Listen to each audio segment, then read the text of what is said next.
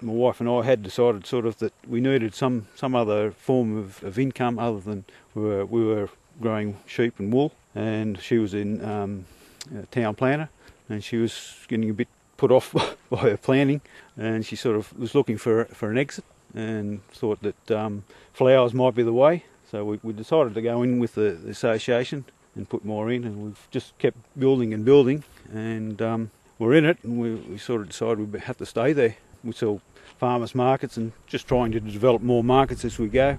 I think there is enough potential locally for someone to be able to succeed, and so we've sort of decided to stick with it.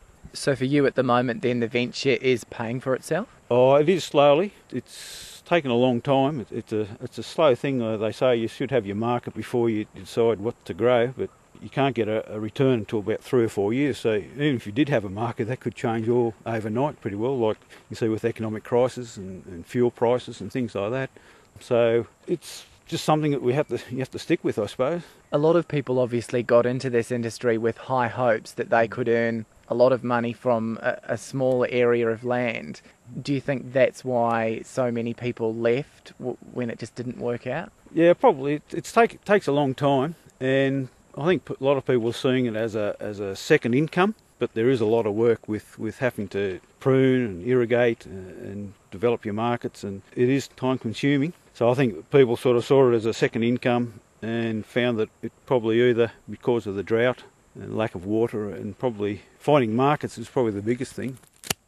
Righto, we've got a protea here. We look for the bud just starting to open. It's either just opened or just starting to open, which you can just feel by the top of the bud. And if it's soft, it's just about to open. Then when we do pick, we pick and prune at the same time. We look for length and we just cut off, and usually that's probably a little bit short to what they're getting towards the end of the season.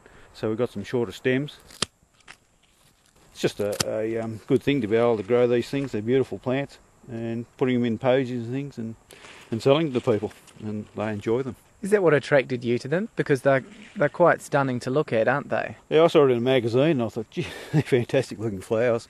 And I just saw a few more pictures, and I saw somewhere that they were advertised where a fella said, if you want to grow proteas, ring him up. So we went and saw this fella, and we sort of looked into the cost of it. For you, you're surrounded by sheep farms here. What did your neighbours think when you got into that?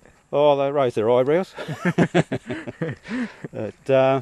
Just that we were in the sheep, and we did sell the farm, and we've had 100 acres left, so we just sort of had to find something where we could probably make an income other than sort of my off-farm work, and so we just kept developing it. People always say that all these are fads and things, but I suppose they are to a certain extent, but you can, if you do put the work in, which I've still got to sort of develop more markets, you can make a bit of a living out of it. But I'm still in the industry anyway as a wool classer. Sort of when you go to sheds and that, people sort of ask, oh, what have you been up to? Or growing flowers and picking flowers, which is not really the manly thing in a wool shed.